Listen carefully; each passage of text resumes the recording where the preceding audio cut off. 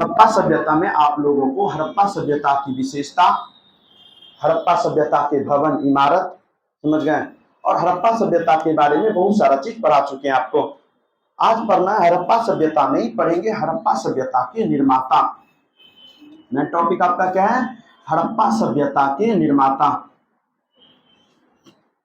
हड़प्पा सभ्यता के निर्माता पढ़ना है, मतलब हड़प्पा सभ्यता का निर्माण किसने किया था। हम लोग जो हैं, हम लोग वंशज हैं आर्य के। हम लोग वंशज किसके हैं? आर्य के। याद रखिएगा, हम लोगों का पूर्वज है आर्य लोग। हमारे भारत की बात कीजिएगा, हमारे भारत में जो वर्तमान जनसंख्या निवास कर रही है इतना बड़ा, इस सारा का सारा जनसंख्या किसका पूर्वज है, किसका वंशज है? आर्य लोगों का। आर्य लोगों से ही हमारे भारत में पहले हड़प्पा सभ्यता के लोग बसे थे। तो आखिर हड़प्पा सभ्यता के लोग जब एक सभ्यता का डेवलप हुआ है, उसको किन्हीं न किन्हीं लोगों ने उस सभ्यता को क्या किया होगा? बसाया होगा। कोई ना कोई हड़प्पा सभ्यता का तो निर्माता होगा ना। अरे भागलपुर की सभ्यता को बसाया, सभ्यता की बात कर रहे, मतलब भागलपुर शहर बसा, भागलपुर में सड़क बना, रोड बना, बिल्डिंग बना, रेलवे स्टेशन बना, हवाई अड्डा बना, सब चीज बना ना। तो कौन बसाया? मनुष्यों ने बसाया। तो कौन मनुष्यों ने बसाया? बसाया आपका कौन से मनुष्य? आर्य लोगों ने। अगला चैप्टर यही है, बाकी पहले इससे समझ गए। इसी को बोलते हैं लोहयुगीन सभ्यता, बाद में पहले हड़प्पा सभ्यता पढ़िए। तो हड़प्पा सभ्यता के निर्माता जो थे, इस सभ्यता के निर्माता का पता कैसे चला? हड़प्पा सभ्यता का क्या हुआ? खुदाई हुआ। हड़प्पा सभ्यता का सर्वाधिक खुदाई हुआ। हड़प्पा सभ्यता के खुदाई करने के बाद हड़प्पा सभ्यता के अंतर्गत अस्थि मिला। अस्थि समझते हैं ना, हड्डी मिला। हड़प्पा सभ्यता के अस्थि का जब हड्डी का परीक्षण किया गया तो पता चला हड़प्पा सभ्यता के अंतर्गत 4 प्रकार के मानव कंकाल मिले हैं। कितने प्रकार के मानव कंकाल मिले हैं? 4 प्रकार के। सबसे पहला मानव कंकाल है, सबसे पहला है भूमध्य सागरीय। सबसे पहला कौन सा है? भूमध्य सागरीय। बोला सबसे पहला कौन सा मानव था? दूसरा मानव था proto Australoid. Proto Australoid, proto ऑस्ट्रेलियस।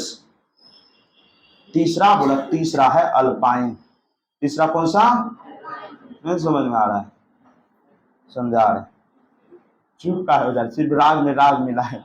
Mongoloid. Harappa सभ्यता का जब खुदाई किया गया, हड़प्पा सभ्यता के खुदाई के बाद 4 प्रकार के मानव कंकाल मिले। और ऐसा खुदाई करने के बाद जब 4 प्रकार के कंकाल मिले, हड्डी मिले, अस्थि मिले, तो सब अस्थि अलग अलग प्रकार का। कितने प्रकार का अस्थि? 4 प्रकार का। देखिए अब कैसे क्षेत्र के आधार पे अस्थि मिलेगा। जैसे हमारे भारत आइएगा ना, भारत के लोगों का हड्डी एक अलग प्रकार का है। जैसे हम मान लेते हैं हमारा देश और ब्रिटेन देश।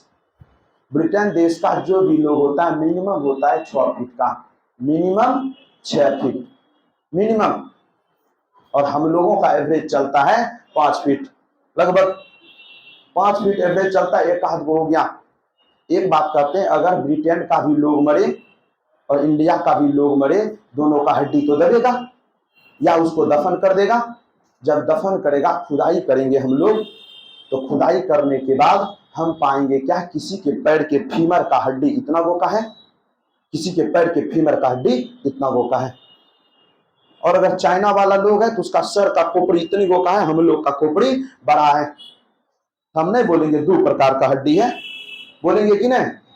अगर भागलपुर का खुदाई करे, इसने इसने हड्डी में भिन्नता आए, तो आप इस आधार पे बोल सकते हैं कि मानव कंकाल 4 प्रकार के मिले। तो इसका मतलब यहाँ पे कितने प्रकार के लोग रहते थे? 4 प्रकार के लोग। और चारों प्रकार का नाम आपको लिखे, भूमध्य सागरीय, प्रोटो ऑस्ट्रेलियस, अल्पाइन और मंगोलॉयड। हड़प्पा सभ्यता के अंतर्गत 4 मानव रहते थे, भूमध्य सागरीय, प्रोटो ऑस्ट्रेलियस, अल्पाइन और मंगोलॉयड। इस सब क्षेत्र का नाम है। इस सब किसका नाम है? क्षेत्र का नाम है।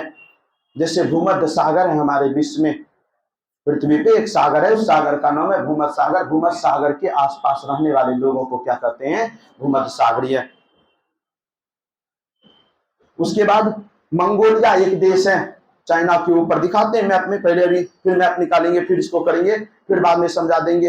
लेकिन जब खुदाई हुआ तो खुदाई करने के बाद सबसे ज्यादा मानव कंकाल जो मिला किसका मिला? भूमध्य सागरीय का मिला। सबसे ज्यादा मानव कंकाल किसका मिला?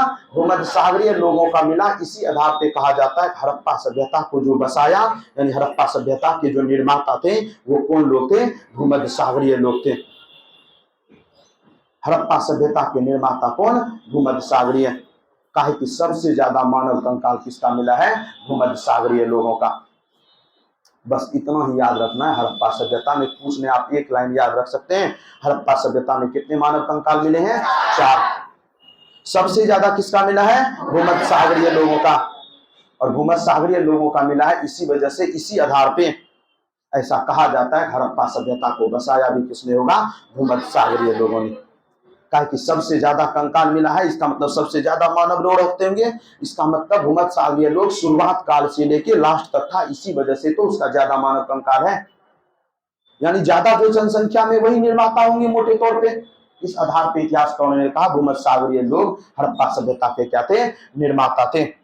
हड़प्पा सभ्यता के निर्माता कौन? भूमध्य सागरीय लोग। तो चलिए देखते हैं भूमध्य सागरीय और अल्पाइन, मंगोलायड, ये सब क्या है, कहाँ है, किस किस क्षेत्र को ये सब चीज कहते हैं। पूरा का पूरा वर्ल्ड है, पूरा वर्ल्ड है। और जहां जहां कलर दिखे आपको सारा का सारा क्या है? जमीन है। और जहां जहां कलर नहीं दिखे, जहां जहां ब्लू दिखे, वो सारा का सारा क्या आपका? पानी है। ये आपका वर्ल्ड का मैप है। और वर्ल्ड का मैप ये है। और इसी जगह पे आपका हमारा भारत देश है, जो देख रहे हैं आप, ये भारत देश। और भारत देश के ऊपर में चाइना देश। भारत देश के ऊपर में कौन सा देश? चाइना देश। चाइना देश के ऊपर में जो ये देश दिख रहा है, ये देश है आपका कौन सा? मंगोलिया। चाइना और रूस के बीच में जो देश है, इस देश का नाम है मंगोलिया। और मंगोलिया के जो लोग होते हैं वो छोटे कद के होते हैं। जैसा चीनी होता है, चीनी आदमी छोटे कद का, खूंखार, नोक चिपटा हुआ और इन दोनों दबा हुआ ऐसी करके। तो चाइना वाले लोग का देखें सर इससे लंबा हुआ नहीं मिलेगा आपको। अब उसका अगर इस सर मिलेगा, ये मिलेगा, मान लीजिए खोपड़ी का हड्डी तो मिलेगा, वो लगेगा यहाँ के लोगों से उसका खोपड़ी क्या है? डिफरेंट है। हम नहीं बोलेंगे ये भूमध्य सागरीय। देखे अभी वर्तमान समय में उधर ऐसा लोग रहता है। तो इस प्रकार के जो लोग यहाँ निवास करते थे इस वाले क्षेत्रों में, इसको क्या कहा गया?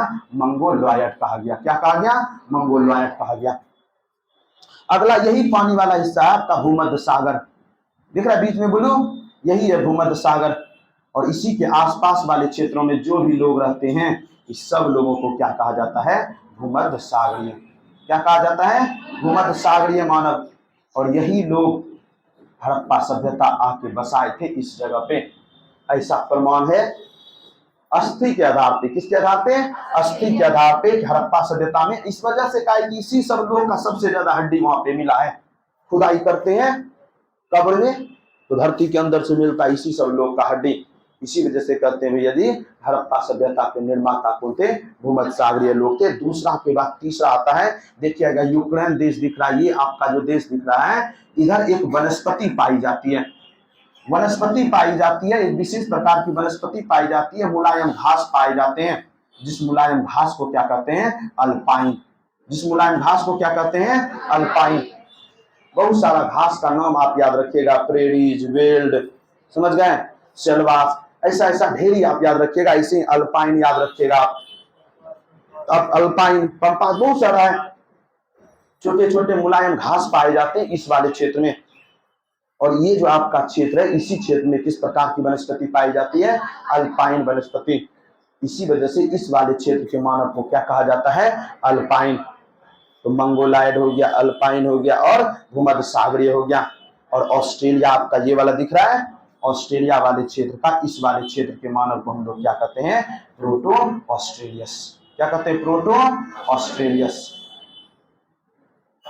इधर के ही मानव आए थे हमारे भारत और आके इस वाले क्षेत्र में क्या किए? हड़प्पा सभ्यता को बसाए। तो हड़प्पा सभ्यता में कितने प्रकार के मानव? 4 प्रकार के। कितने प्रकार के मानव? 4 प्रकार के। सबसे ज्यादा कौन सा मानव? भूमध्य सागरीय। इसीलिए हड़प्पा सभ्यता के निर्माता भी कौन? भूमध्य सागरीय लोग। चलिए अब सबसे इंपॉर्टेंट टॉपिक पे आते हैं। मैन अगला है हड़प्पा सभ्यता की सामाजिक स्थिति।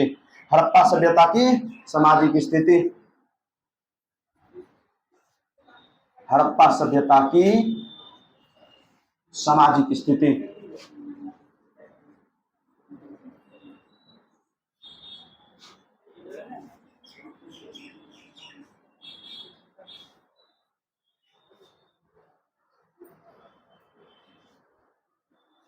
पूरा सीट कवर हो गया जी, 4-4 बैठिएगा ना। आदि की स्थिति है, चलिए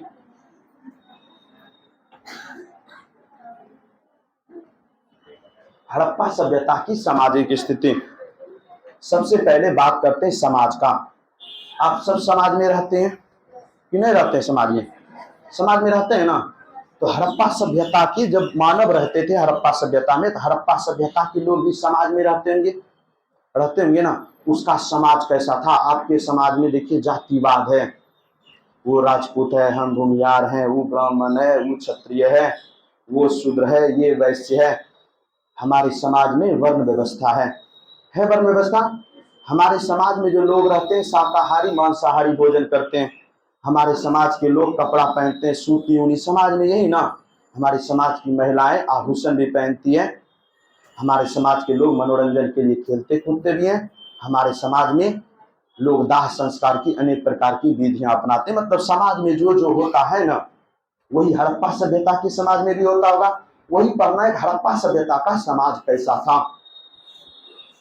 हड़प्पा सभ्यता का समाज कैसा था। आज जो आप लोग अंतिम संस्कार में दहन प्रक्रिया को अपनाते, दहन दाह संस्कार जानते हैं, आग में जला देते, क्या ये लोग भी जलाता था?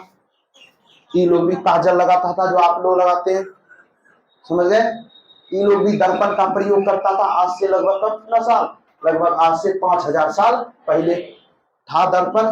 दर्पण था तो शीशा का था कि किस चीज का था, ये भी सोचने की बात है। वही पढ़ना है हड़प्पा सभ्यता का समाज कैसा था, हड़प्पा सभ्यता की सामाजिक। हड़प्पा सभ्यता वर्तमान समय की बात करें, वर्तमान समय में हमारा समाज जो है पितृसत्तात्मक है, पिता प्रधान समाज है। हमारा समाज अभी कैसा समाज है? पिता प्रधान है। आपके घर परिवार में मैक्सिमम घरों का बात कर रहे हैं, थोड़ा अब नहीं, आज से 10 साल पहले का बात कर रहे हैं। मैक्सिमम घरों की बात करें तो पिता प्रधान होता होगा। जो भी बात पिताजी बोल दिए वही होगा, माताजी का कुछ चलता नहीं होगा। अब थोड़ा सा चेंज हो रहा है। अब थोड़ा सा क्या हो रहा है? समाज बदल रहा है, समाज बदल रहा है, सब चीज बदल रहा है। धीरे धीरे महिलाओं को भी 50-50% का क्या मिल रहा है? अधिकार मिल रहा है। अब अगर कोई भी बात होता है, समझ गए, तो सारे के सारे बात में परिवार का लेडीज हो जेंट्स हो सब बैठ के क्या करते हैं? डिस्कस करते हैं। तो आज से पहले जाइएगा ना, कुछ दिनों पहले क्या होता था? महिला अगर कोई परिवार में जमीन लेना है, घर में कोई फंक्शन होगा, तो महिला को शामिल ही नहीं करता था। जेंट्स लोग बैठ के अपना डिसीजन ले लिया, महिला को कोई पता नहीं शादी कहाँ होगा। अब उसका कोई रिलेटिव पूछ दिया तो बोलता था कि वही जाने, बोलते थे ऐसा। लेकिन आजकल ऐसा होता नहीं है। धीरे धीरे बदल रहा है, परिवर्तन तो हो रहा है। तो समाज हमारा अभी वर्तमान समय में कैसा है? पितृसत्तात्मक है। लेकिन क्या हड़प्पा सभ्यता में ऐसा था? हमसे ज्यादा डेवलप था। हम बोले थे हड़प्पा सभ्यता का समाज कैसा था? मातृसत्तात्मक था। मतलब माता प्रधान हुआ करती थी। हमारे हड़प्पा सभ्यता में माता चलती थी, मतलब स्त्रियों का बोलबाला था। समाज में माता थी, घर में कोई भी डिसीजन लेना हो कौन लेती थी? माता लेती थी। बाहर भी कोई डिसीजन नहीं। आप लोग ज्यादा खुश मत होइए। कहता है हर चीज का सत्ता परिवर्तन होता है। एक समय में महिला शासन किया, फिर आया किसका? पुरुष का, और फिर आ रहा है किसका? महिला का। टेंशन नहीं, ज्यादा दिन नहीं है, बस 20 साल में आप देखिएगा पुरुष का बढ़िया बिस्तर समेटेगा, चलो भैया जी कैलाश पर्वत पे भोला बाबा का भक्त बनते हैं, घर में तो कोई अधिकार ही नहीं है। यही है, कुछ नहीं, 50-50 रहेगा। और जो पुरुष नहीं कमाइएगा उसका तो 0% माइनस में चले जाएगा, समझ गए? मौलिक अधिकार हनन हो जाएगा, समझ गए? आपको बोलने तक का अधिकार दिया जाएगा नहीं। 50 रहेगा अगर कमा रहे हैं तब, नहीं अगर पैसा कमाइएगा तो माइनस में। आपका मौलिक अधिकार, खाना भी आपको मिलेगा तो मिलेगा, वो आप सोचिएगा। मतलब कहना हम ये चाह रहे हैं कि समाज हड़प्पा सभ्यता में देखिए समाज कितना डेवलप था। हड़प्पा सभ्यता का समाज कैसा था? मातृसत्तात्मक। अब कहिएगा इस तरह आप कैसे जान गए? हड़प्पा सभ्यता का जब खुदाई हुआ, सब चीज खुदाई, बोलेगा हड़प्पा सभ्यता का जो इतिहास हम पढ़ते हैं किसके आधार पे पढ़ते हैं? खुदाई के आधार पे। कोई बुक तो मिला नहीं है, कुछ लिखा हुआ मिला है, लेकिन क्या लिखा है हम लोग आज तक पढ़ नहीं पाए। तो सिंपल है, कुछ नहीं मिला है, सीधा खुदाई करके जो जो सामान मिला ना उसी आधार पे इतिहास लिखे। कहता है कि मातृसत्तात्मक समाज था। इसके पीछे का रीजन ये है, काहे कि हड़प्पा सभ्यता का जब खुदाई हुआ तो स्त्री की प्रतिमा क्या मिली? सर्वाधिक मात्रा में मिली, स्त्री की प्रतिमा मिली। और जब स्त्री की प्रतिमा मिली तो प्रतिमा हम किसका बनाते हैं? जिसको लात मारते हैं, जिसको पूजते हैं, जिसको पूजते हैं। हड़प्पा सभ्यता की खुदाई से सर्वाधिक मात्रा में क्या मिला? स्त्री की प्रतिमा मिली। और जब स्त्री की प्रतिमा मिली सर्वाधिक मात्रा में, इस आधार पे इतिहासकार अंदाजा लगाते हैं स्त्री की प्रतिमा मिली है, इसका मतलब साफ है हड़प्पा सभ्यता में माताओं को, स्त्रियों को सम्मान से भी भगवान की तरह माना जाता था। आप मूर्ति उसी तरह बनाते हैं, कुछ नहीं, लॉजिक पे है। अब लॉजिक लगाते चलिए, सब चीज निकलते जाएगा। नहीं तो बैठ के रटिए मातृसत्तात्मक, भूमत सागरीय, रटे जा रहे, फिर गायब। समझ गए? समझ गए सब चीज। जीके जी ये सब्जेक्ट रटने वाला है ही नहीं, बना के रखा है जिसको रटने, जो समझा नहीं है, जो समझ लिया उसके लिए ही रटने वाला सब्जेक्ट है ही नहीं। स्त्री की प्रतिमा सबसे ज्यादा मिली है। स्त्री की प्रतिमा अगर ज्यादा मिली है, इसी आधार पे कहता है हड़प्पा सभ्यता में समाज कैसा था? मातृसत्तात्मक था। हड़प्पा सभ्यता में क्या वर्ण व्यवस्था था? हड़प्पा सभ्यता में वर्ण व्यवस्था क्या राजपूत, भूमिहार, ब्राह्मण, क्षत्रिय, वैश्य सब था? बिल्कुल नहीं था। ये वर्ण व्यवस्था का प्रमाण था ही नहीं। हड़प्पा सभ्यता में वर्ग व्यवस्था था, वर्ग। अगर वर्ण बोले तो जाति, वर्ग बोले तो काम। जैसे हम शिक्षक वर्ग के लोग हैं, बोलते हैं शिक्षक वर्ग के लोग, जितने भी शिक्षक हैं, शिक्षक वर्ग का एक अलग वर्ग है। आप लोग स्टूडेंट वर्ग के लोग हैं, आप लोग स्टूडेंट हैं। किसान वर्ग का लोग अलग है, व्यापारी वर्ग का लोग अलग है। अगर काम के आधार, हम काम का आधार बनाते हैं तो उसको क्या कहते हैं? वर्ग बोलते हैं। व्यापारी वर्ग का लोग अलग है, ड्राइवर वर्ग का लोग अलग है, सिपाही वर्ग का लोग अलग है। बात को समझे? जाति यहां था ही नहीं। वर्ण व्यवस्था का हड़प्पा सभ्यता से प्रमाण नहीं मिलता है, लेकिन वर्ग व्यवस्था का प्रमाण मिलता है। हड़प्पा सभ्यता में कहता है 4 वर्ग के लोग रहते थे। कितने वर्ग के लोग रहते थे? 4 वर्ग के लोग। बोला सबसे पहला कौन रहते थे? पुरोहित। पुरोहित माना विद्वान। पुरोहित माने कौन लोग? विद्वान। बोला सबसे पहले रहते थे पुरोहित, पुरोहित। उसके बाद रहते थे कौन? योद्धा। पुरोहित, योद्धा, व्यापारी। पुरोहित, योद्धा, व्यापारी और श्रमिक। कौन रहते थे? श्रमिक। बोला हड़प्पा सभ्यता के अंतर्गत कितने वर्ग के लोग रहते थे? 4 वर्ग के लोग, पुरोहित, योद्धा, व्यापारी और श्रमिक। 4 वर्ग के लोग रहते थे हड़प्पा सभ्यता में। अब हड़प्पा सभ्यता के लोग खाते पीते भी होंगे। हड़प्पा सभ्यता के लोग खाते पीते भी थे, शाकाहारी और मांसाहारी दोनों भोजन किया करते थे हड़प्पा सभ्यता के लोग। जब हड़प्पा सभ्यता के लोग शाकाहारी और मांसाहारी भोजन करते थे, हमको इसका कहीं ना कहीं इसको प्रमाण मिला होगा। सिंपल है, शाकाहारी तो फिक्स है। मनुष्य का जब से उत्पत्ति हुआ तब से मनुष्य शाकाहारी भोजन करते आ रहा है। फल फ्रूट, घास फूस सब मनुष्य क्या करते आ रहा है? खाते आ रहा है। घास नहीं खाते हैं, साग नहीं खाते हैं जी आप, तो क्या होगा? वही तो है, घास फूस वही है सब चीज। चलिए, पुरोहित, योद्धा, व्यापारी 4 वर्ग के लोग हड़प्पा सभ्यता के लोग शाकाहारी मांसाहारी दोनों भोजन करते थे। शाकाहारी का प्रमाण मैक्सिमम जगह से मिला है, इसको आपको याद रखना नहीं है, याद रखना है। मांसाहारी, हड़प्पा सभ्यता के लोग मांसाहारी भोजन करते थे। इसका प्रमाण हमको कहां से मिलता है? लोथल से मिलता है। लोथल से हमको क्या मिला है? मछली पकड़ने का कांटा मिला है। लोथल से हमको क्या मिला? मछली पकड़ने का कांटा। अब बताइए, मछली पकड़ने का कांटा समझते हैं ना आप लोग? हाँ, समझ गए। मछली पकड़ने का कांटा जानते हैं ना? मछली पकड़ने का कांटा मिला है। अब अगर मछली पकड़ने का कांटा मिला है, इसका मतलब साफ साफ है हड़प्पा सभ्यता के लोग क्या करते थे? मांसाहारी भोजन खाते थे, मांसाहारी भोजन करते थे हड़प्पा सभ्यता के लोग। उसके बाद एक जगह है, उस जगह का नाम है कालीबंगा। उस जगह का क्या नाम है? कालीबंगा। यहां से मनुष्यों की कटी, मनुष्य कहते हैं, पशुओं की कटी हुई हड्डी मिली है।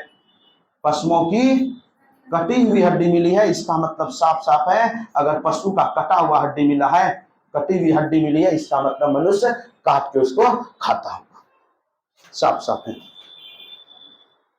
अगर पैर है, अगर मनुष्य ऐसे मार के खाए, समझ गए, उसका हाथ का ये पूरा का पूरा हड्डी एक अलग रहेगा, इसका अलग रहेगा, ये पूरा हड्डी रहेगा। अगर ये हड्डी 2 भाग में है और कटा हुआ तो दिखेगा हड्डी एकदम कटा है धारदार से। इसका मतलब साफ है हड़प्पा सभ्यता के लोग मांसाहारी भोजन करते थे। तो आपसे पूछेगा हड़प्पा सभ्यता के लोग मांसाहारी भोजन करते थे, इसका प्रमाण हमको कहां से? लोथल और कालीबंगा से। लोथल से क्या मिला? मछली पकड़ने का कांटा, और कालीबंगा से पशुओं की कटी हुई हड्डी। एक दिमाग यहाँ लगाइए, इसका मतलब हड़प्पा सभ्यता लोग पशुओं की कटी हुई हड्डी मिली है, इसका मतलब साफ साफ है, इसका मतलब हड़प्पा सभ्यता के लोग बलि भी देते होंगे, पूजा पाठ में बलि भी देते होंगे। ये भी तो कंडीशन हो सकता है, हो सकता है कि नहीं? तो हड़प्पा सभ्यता के लोग बलि भी देते थे। याद रखिएगा, धार्मिक जब पढ़ाएंगे तब पढ़ाएंगे, धार्मिक पढ़ाएंगे, आर्थिक पढ़ाएंगे, राजनीतिक पढ़ाएंगे, सब पढ़ाएंगे। पढ़ के देखिए, फिर पढ़ने का जरूरत ही नहीं पड़ेगा। बीपीएससी से पूछेगा इसी तरह का क्वेश्चन कॉन्सेप्ट के साथ। शाकाहारी मांसाहारी भोजन करते थे हड़प्पा सभ्यता के लोग, खाना पीना हो गया। अब पहनने की बात कर लेते हैं। हड़प्पा सभ्यता के लोग सूती और ऊनी कपड़ा दोनों पहनते थे। काहे कि सूती कपड़े का टुकड़ा मिला है। क्या मिला है? सूती कपड़े का टुकड़ा मिला है। मोहनजोदड़ो एक जगह है, उस जगह का क्या नाम है? मोहनजोदड़ो। इस मोहनजोदड़ो नामक जगह से क्या मिला है? सूती कपड़ा का टुकड़ा मिला है। सूती कपड़ा का क्या मिला है? टुकड़ा मिला है। और जानते इस बार दरोगा का पूछा हुआ क्वेश्चन है। इस बार दरोगा बीपीएसएससी लेता है एग्जाम की, बीपीएसएससी लेता है। एक होता है बीपीएससी, ये बीपीएसएससी। दरोगा में पूछा गया क्वेश्चन था, सूती कपड़ा का टुकड़ा कहां से मिला है? मोहनजोदड़ो से। सूती कपड़ा का टुकड़ा कहां से मिलता है? मोहनजोदड़ो से मिला है। और मोहनजोदड़ो कहां में? पाकिस्तान में। मोहनजोदड़ो कहां में? पाकिस्तान के किस प्रांत में? सिंध प्रांत में। और किस प्रांत में? पाकिस्तान के किस प्रांत में? सिंध प्रांत में। किस नदी के किनारे? सिंधु नदी के किनारे। हड़प्पा सभ्यता के लोग सूती कपड़ा ऊनी कपड़ा दोनों पहना करते थे। हड़प्पा सभ्यता के लोग साज सज्जा पे भी ध्यान देते थे। साज सज्जा, आभूषण, ब्यूटी पार्लर, जानते हैं ना? साज सज्जा ब्यूटी पे भी ध्यान दिया करते थे। काहे कि एक जगह है, उस जगह का नाम है हड़प्पा। उस जगह का क्या नाम है? हड़प्पा। इस हड़प्पा से क्या मिला है? काजल की सलाई मिली है। काजल की क्या मिली है? सलाई। काजल की सलाई समझते हैं ना? नहीं जान रहे हैं? काजल की सलाई नहीं मिले हैं? अरे नहीं जानते ये सब चीज? क्या? नहीं, काजल की बोल रहे सलाई। आजकल जो रेडीमेड आता है ऐसे सिर्फ लगा लेते हैं, समझ गए? ऐसे वाला ना आता रेडीमेड जी, ऐसे खोलते हैं, हैं? नहीं, आप खरीदे हैं, आपको बड़ी याद है, समझ गए? काजल की सलाई है, समझ रही? अरे ऐसे नहीं आता है आजकल रेडीमेड डायरेक्ट, बस ज्यादा मेहनत नहीं है। पहले तो देखिए, सिर्फ यहाँ बात याद कीजिए, काजल की सलाई। बाकी तांबे का दर्पण क्या मिला है? तांबे का दर्पण। फिर एक जगह है चनुद्रो। चनुद्रो से मिला है शीशे का दर्पण। चनुद्रो से क्या मिला है? शीशे का दर्पण। चनुद्रो से मिला है शीशे का दर्पण। क्या मिला है? शीशे का दर्पण मिला है। और तांबे का दर्पण कहां से मिला है? हड़प्पा से। अब फिर चनुद्रो ही एक ऐसा जगह है जहां से मिला है लिपस्टिक। जहां से क्या मिला है? लिपस्टिक। लिपस्टिक का प्रमाण कहां से मिला है? चनुद्रो से मिला है। शीशे का दर्पण चनुद्रो से, काजल की सलाई और तांबे का दर्पण कहां से मिला है? हड़प्पा से। इस आधार पे हम लोग नहीं कर सकते हैं, हड़प्पा सभ्यता के लोग ब्यूटी पार्लर भी खोलते होंगे, ब्यूटी पे ध्यान देते होंगे। हड़प्पा सभ्यता और बहुत सारा आभूषण भी मिला है पहनने का, ढेरी जगह से आभूषण ढेरी जगह से मिला है। जो चीज ढेरी जगह मिला, सब जगह मिला, मतलब सीधा बोल दीजिए हड़प्पा सभ्यता में के लोग आभूषण पहनते थे।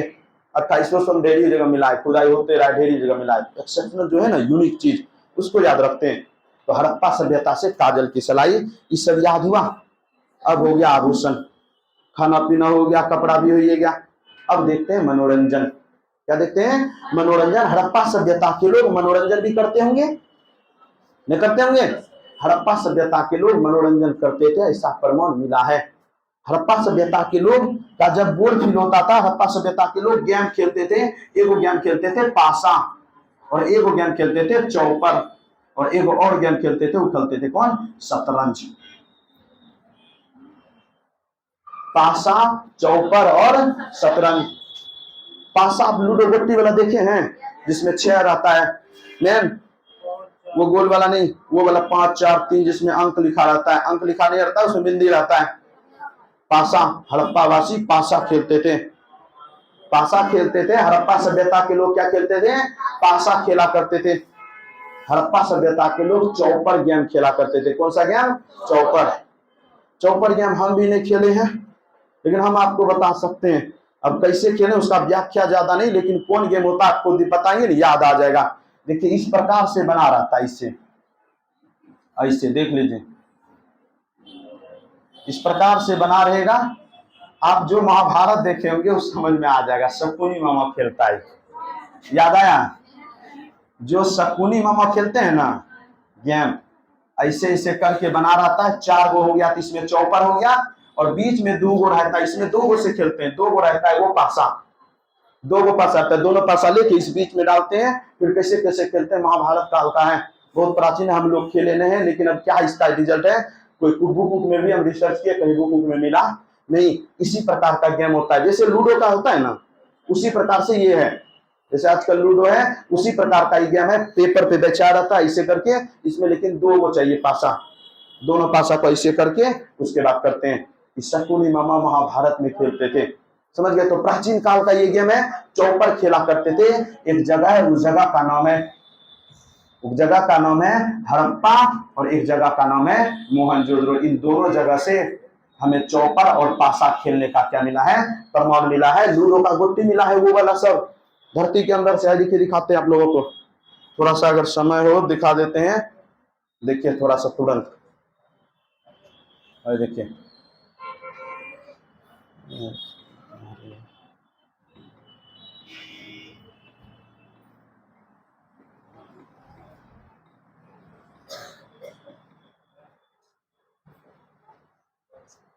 देखिए अगर आ जाए, देखिए मिला जी, नहीं मिलता। एक सेकंड कहाँ नहीं आया।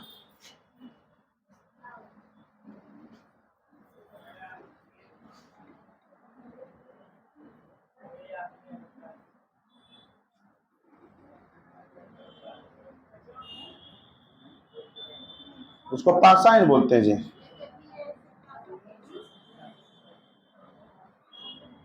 कहाँ टाइप हो रहा है?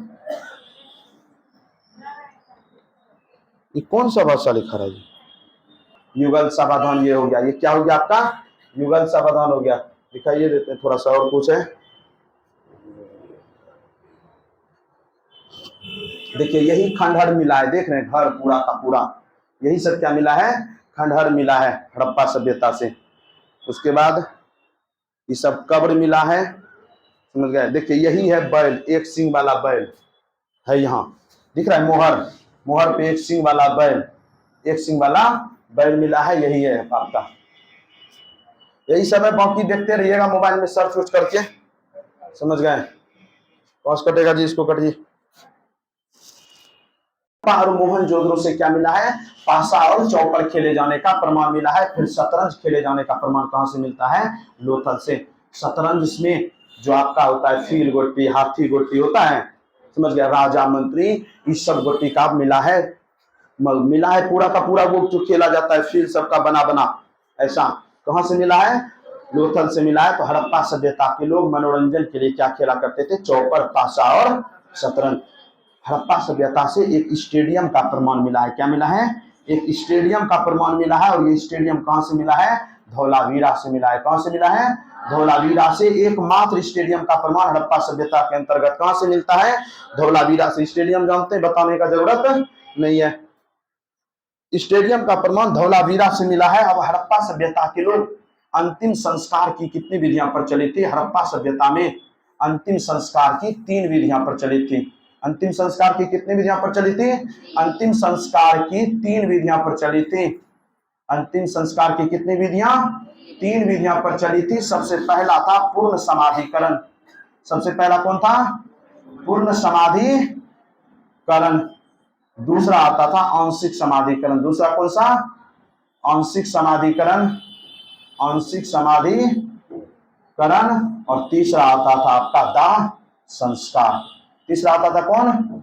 दाह संस्कार।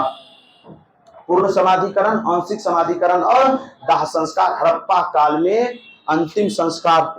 अरे अभी हम लोग करते हैं ना, अभी हिंदू धर्म में क्या है, अभी हिंदू धर्म में दाह संस्कार का ये विधि है, उसका क्या करते हैं, जला देते हैं।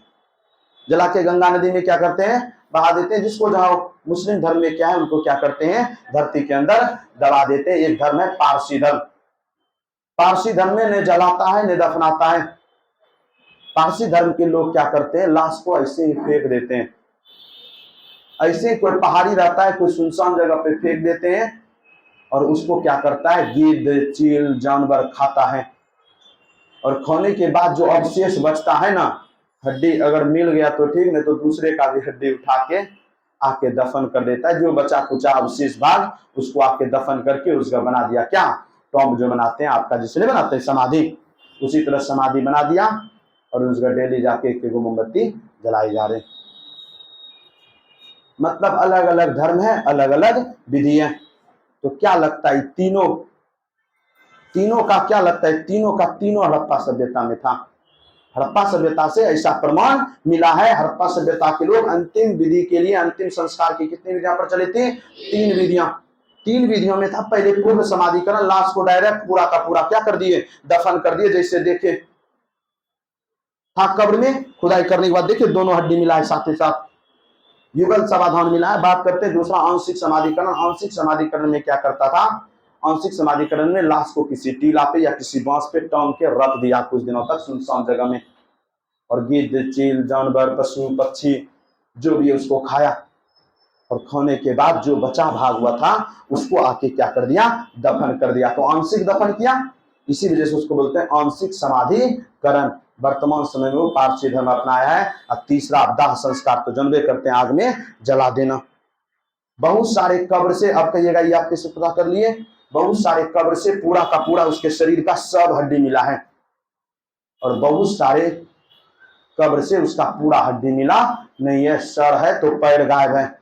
इसका मतलब कौन सा समाधिकरण है, आंशिक समाधिकरण। इसका मतलब पैर खा लिया कौन, गिद्ध बाघ, कहीं ना कहीं गया ना।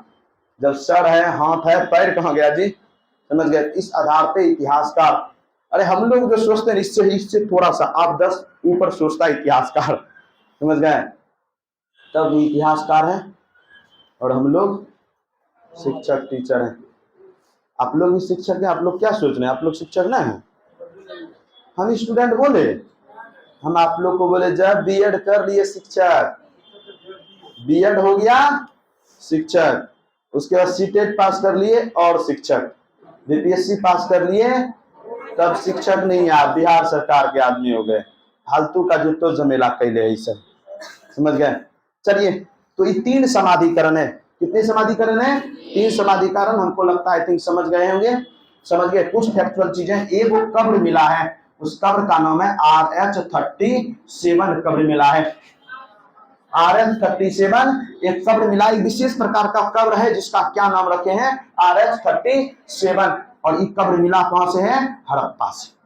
कहां से मिला ये, हड़प्पा से। युगल समाधान मिला है, क्या मिला है, युगल समाधान। युगल समाधान होता है मतलब एक ही कब्र में 2 मानव को दफन करने का प्रमाण मिला है, युगल समाधान। मतलब एक ही कब्र, अभी तुरंत फोटो दिखाएं, कोई नहीं देखे होंगे, नहीं देखे, एक कब्र दोनों साथ था ना। तो युगल समाधान मतलब एक ही कब्र में 2 आदमी को दफन करने का प्रमाण मिला है। और ये कहां से मिला है, युगल समाधान का प्रमाण लोथल से। मानव के साथ कुत्ते को दफनाए जाने का प्रमाण मिला है। मानव के साथ कुत्ते को दफनाए जाने का प्रमाण मिला है। और मानव के साथ कुत्ते को दफनाए जाने का प्रमाण हड़प्पा काल में कहां से मिला है, रोपर से मिला है। लेकिन नवपाषाण काल में कहां से मिला है, बुर्जहोम से मिला है। नवपाषाण काल में कहां से मिला है, बुर्जहोम जम्मू कश्मीर से मिला है।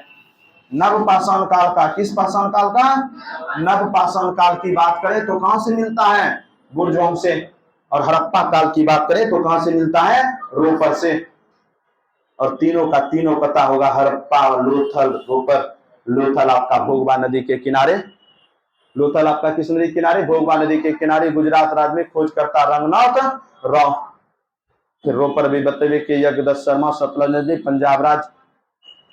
धोलावीरा याद होगा, नहीं याद है धोलावीरा, अभी आया था धोलावीरा। धोलावीरा नूनी नदी किनारे, गुजरात, रविंद्र सिंह बिष्ट और जेपी जोशी है खोज करता। नहीं याद कीजिए, मेरा रिवीजन हो रहा है, समझ गए।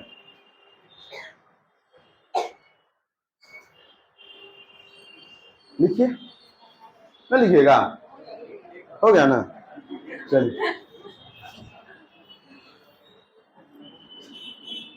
अब पढ़ते हैं आगे। ढेरी मिल रहा, ढेरी नहीं हो गया है, बहुत ज्यादा हो गया। अभी पॉलिटी बाकी है और बाकी 50-100 गो क्वेश्चन डेली उधर से होता है। बाकी आनंद सर करते होंगे दिमाग खराब, फिर हिमांशु सर करते होंगे, फिर देवराज सर आते होंगे, वो भी दिमाग खराब करते होंगे ना। सब सर आके आप लोग को क्या करते हैं, दिमाग खराब कर देते हैं। और सबसे ज्यादा तो हम करते हैं 2 घंटा, समझ गए, नहीं करते हैं सब सर 1 घंटा, हम करते हैं क्या घंटा, 2 घंटा। तो सबसे ज्यादा गाली नहीं सुनते होंगे, नहीं सुनते हैं। चलिए, कहता है अगर सही कार्य के लिए आप गाली भी सुन रहे हैं तो कोई गाली पड़ता नहीं है, समझ गए। देता कैसे ना, आप सबका बरगच्चा लिए हैं, देता है कोई कोई छिप छिप के, समझ गए। चलिए अरे हल्ला कम, आइए हड़प्पा सभ्यता की, पढ़िएगा, पॉलिटी पढ़ा दे, पॉलिटी पढ़ा देते हैं, पॉलिटी पढ़ा देते हैं।